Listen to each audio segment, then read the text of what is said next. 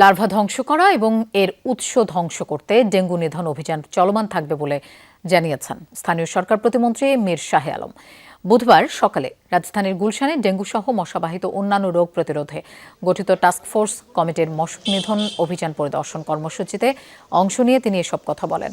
অভিযানে গুলশান এলাকার ৬টি বাড়ি পরিদর্শন করে ৩টিতে ডেঙ্গুর লার্ভা পাওয়ায় কথা নিশ্চিত করে উত্তর সিটি কর্পোরেশন। এ সময় গুলশানের চয়েস রেস্টুরেন্টকে ৫০,০০০ টাকা জরিমানা করে ডিএনসিসি।